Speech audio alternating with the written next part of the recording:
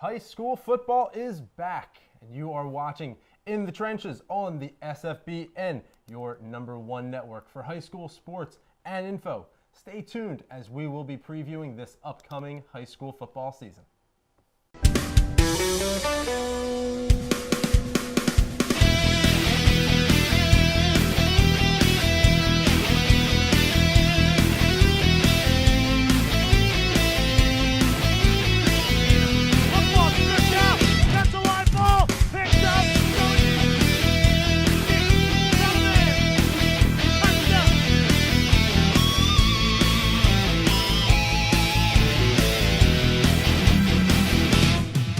Good evening, high school football fans. Welcome to the inaugural episode of the season of In the Trenches on the SFBN, the only Pennsylvania high school football talk show covering the entire state of Pennsylvania.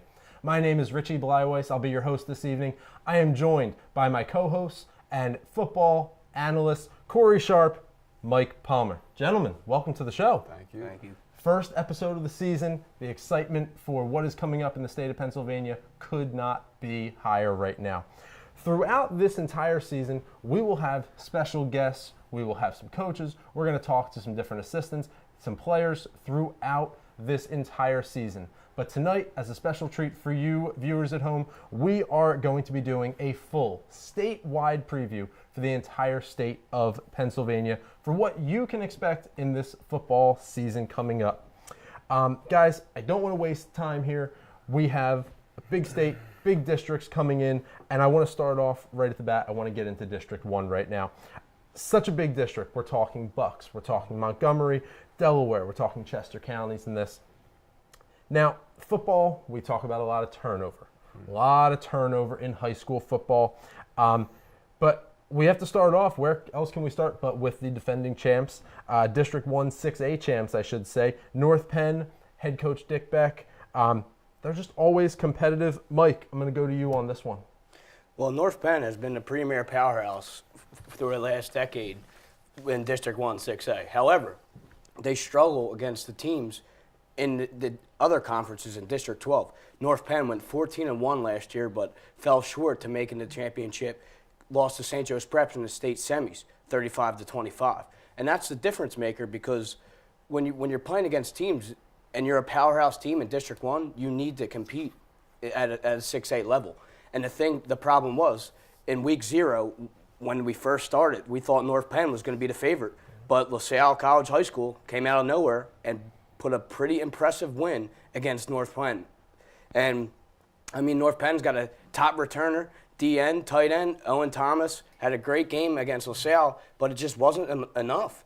They lost their starting quarterback, Reese Udinsky, and it showed. They struggled against LaSalle, which a lot of people thought North Penn was easily going to beat LaSalle, but now you know there's trouble in District 1 6A, because North Penn, they do it easily in the District 1, but when it comes to the District 12 teams in the 6A, they struggle. So we'll see how they do.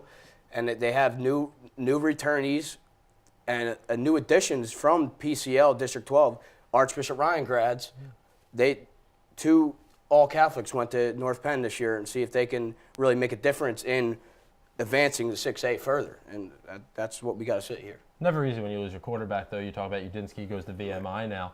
Never easy to replace that. You get to a starting quarterback.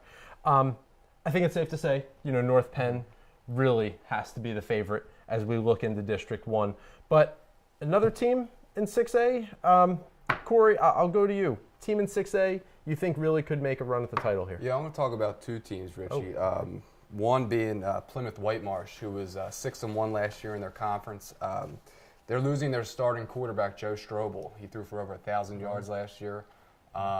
And then junior quarterback Kai Allen is expected to take over. He didn't throw a pass last year, so he's pretty inexperienced at that spot. We like to call that well-rested. We like to say he's well-rested at this point, right? Well-rested. We can agree on well-rested right now. I'm sorry. You go back to I'm sorry. No, but head coach Dan Chang is he's going to rely on his running backs. He had a four-headed monster last year that each had over 500 yards, and so two of those heads are coming back, and Khan Jamal and Dante Wilson. So I think we're going to see Coach Chang utilize those guys the most. And the second team I wanted to talk about was Neshaminy. They too are losing their starting quarterback.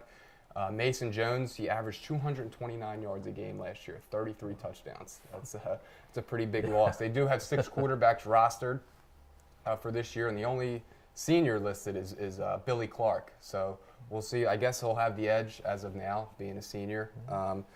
They're expected to have Mike Cristenzo. He's going to be their leading rusher. He was second on the team last year. He's a senior this year. And listen to this, Ola Manzik. 15 touchdown catches on 33 receptions for over 1,000 yards as a sophomore. Wow. So he's going to be a junior this year. Big things are expected from him and Neshaminy. Yeah, he's definitely their most anticipated player with that receiver coming back for Neshaminy. I would say so. So those are the 2 teams that I'd watch in District 1. Wow. Well, I think District 1, I think 6A, very competitive. Certainly a lot we'll be talking about here on In the Trenches on the SFBN. But let's get on to 5A. Mike, I'm going to go to you on this. No surprises here. We're going to go to Academy Park. They win the bracket last year. Team we will actually be covering on our broadcast here on the SFBN. But Mike, Bishop Shanahan, they have a nice run last year. What are you previewing? What are you thinking about for this year with them? Well, Bishop Shanahan is coming off their greatest season ever. They went 9-3 and advanced 2 games into the state playoffs. That's huge for a team that's not used to winning, and you could drive that confidence and motivation into the next season. I mean, they don't have a starting quarterback. I know that's the biggest issue we're going to talk on this show. If you don't have a quarterback coming in, it's not really, your team can't really be trustworthy, as we've seen in North Penn. And Bishop Shanahan, they never been a powerhouse. However, going 2 games into the state finals is a huge testament to what their program wants to establish to be. So Bishop Shanahan, watch out for them in the state playoffs. All right, so we've got Bishop Shanahan. We have a lot of District 1 we've just discussed. I want to move on to District 2. Corey, I'm going to come to you on this. When we talk District 2, we're obviously talking about the Scranton area. We're talking about Scranton High. We're talking about Scranton Prep. Usually pretty competitive in this realm. Yeah, well, I'll talk about Scranton High first. It was interesting. I checked last year. They finished 4-7, but easily could have been 7-4. 3 games were decided by 1 possession. So, their season could have went either way. Yeah. So this year they'll have Robbie McAndrew back. He's a senior quarterback. He split time last year with Jacob Watts, who has moved on. So it'll be interesting to see now that it's going to be his show. Maybe that'll be the difference in some of those outcomes that were 1 possession. And their leading rusher, Reese Green, who rushed for over 800 yards, will be back as well. And they opened the season on a high note. They beat Wyoming Valley West 58-48 in a shootout. Wow. So then moving on to Scranton Prep, they finished 12-2 last year. They reached the quarters of the Class 3A state playoffs. They did lose to Middletown 40-13, so they'll be looking to get back this year. Only 2 games where they gave up 14 points or more. Wow. So they had a pretty tough defense. They are losing 21 guys, including their senior quarterback, Jake Ryan. So Brian Dwyer and Logan Munley are expected to carry the load at quarterback, and they opened the season pretty well. They beat Abington Heights 50-0. I think that's pretty good. I feel like we've talked only about a few schools at this point, but I really do feel like we're talking about quarterbacks being lost at these schools in a lot of these cases, and I fear we have some more schools to talk about, and I fear that we're going to be losing some more quarterbacks as we keep going with this. Keep with this theme here. We're going in order. I want to talk District 2 a little bit more. I want to talk Abington Heights in 5A, Dunmore in 2A. Mike, teams that look competitive out of District 2. Well, District 2, it's a very small, it's competitive, but we're not going to really highlight it in the trenches this much this year. However, District 2, we talked about losing quarterbacks. Berwick Bulldogs, the classic team up there, they run their spread offense, up-tempo, great defense, physicality. However, their quarterback, Jacob Marchand, breaks his ankle during the summer. See, that's the thing you can't have trying to just develop a winning program when your quarterback's getting injured before camp even starts. Yeah. And the Berwick Bulldogs, we talked about Wyoming Valley West, they just lost to a team put up almost 150 points total. And these teams out in District 2, they play hard every week. But the competition when it comes to the state playoffs is definitely a difference maker when it comes to these two teams, the Berwick Bulldogs and Wyoming Valley West. However, the reason I bring these teams up, the rivalry is a huge rivalry. It's a type of rivalry, stores close on Friday nights.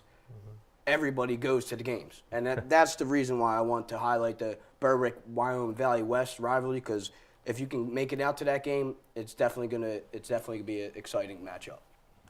High school football is life. We see it in so many of these towns. That's why we're here right now. It's back, Rich. It is back. Mike, I'm going to stick with you. Corey, I'm going to get to you maybe next episode. But Mike, I'm going to stick with you here. I want to talk District 3 with you a little bit. I want to talk Harrisburg High. Intriguing here.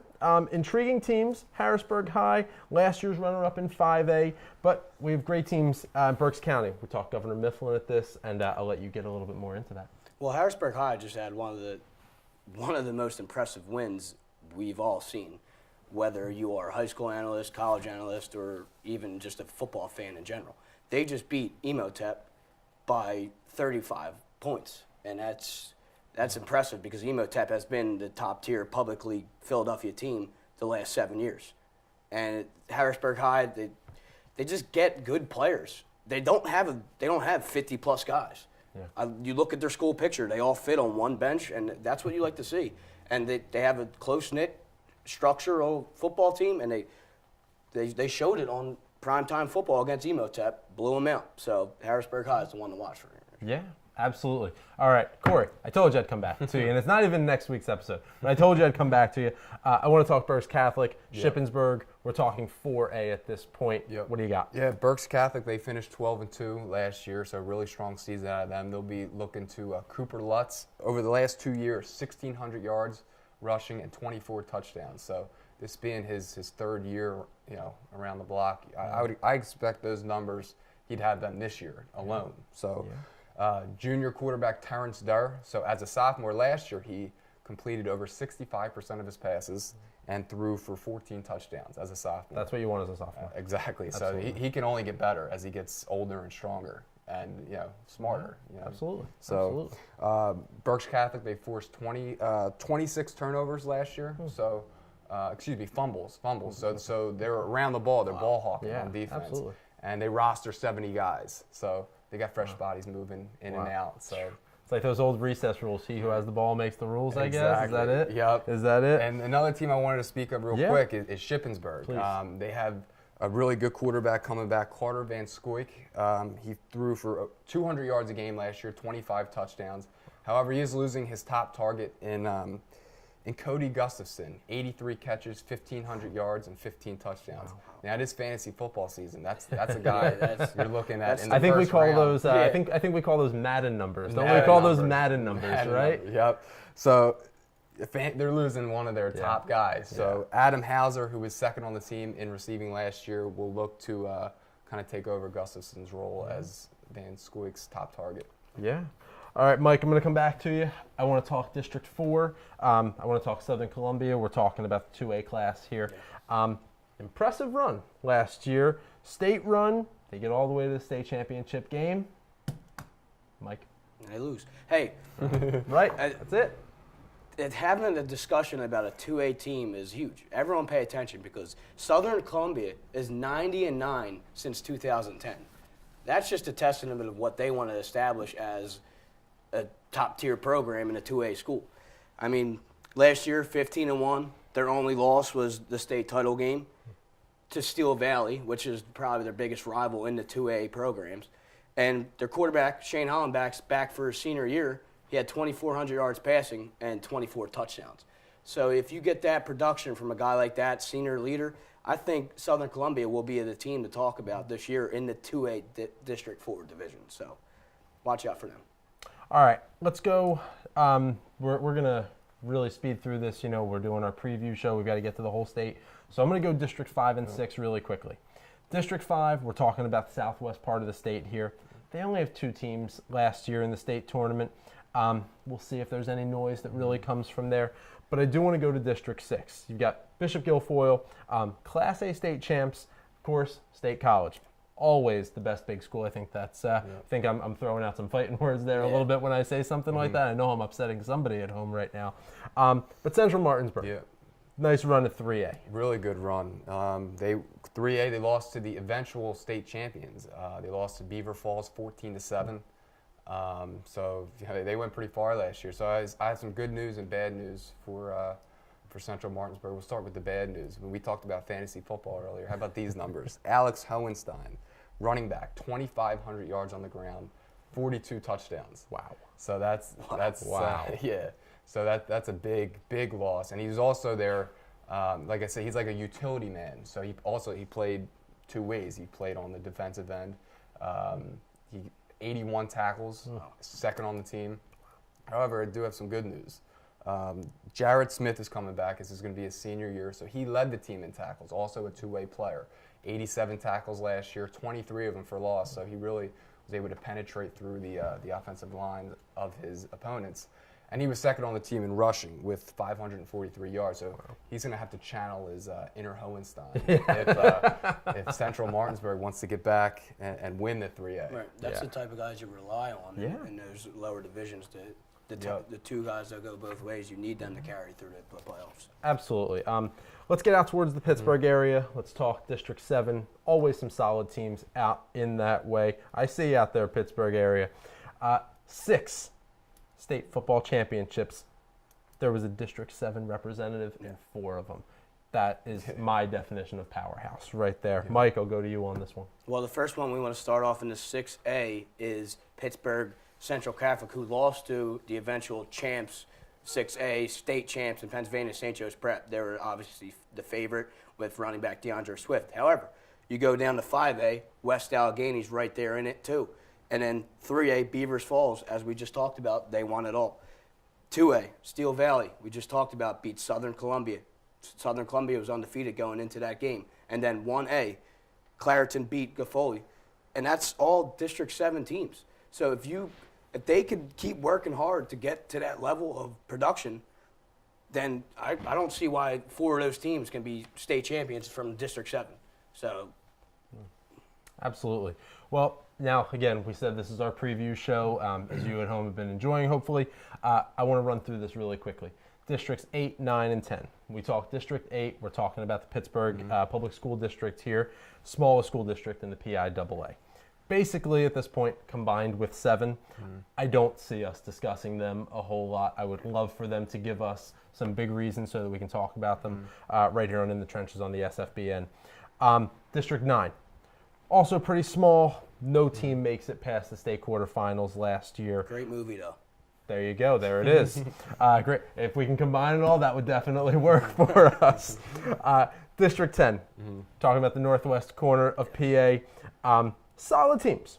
Erie Cathedral Prep, I'm assuming, is who you're going to want to be talking about, Corey. Of course. Yeah, 4A state title. 4A state title. You can't ignore them. And as we talked about quarterbacks being so key, their quarterback, Joe Mishler, threw for over 3,000 yards last year, 38 touchdowns. He's a verbal commit to Ohio University.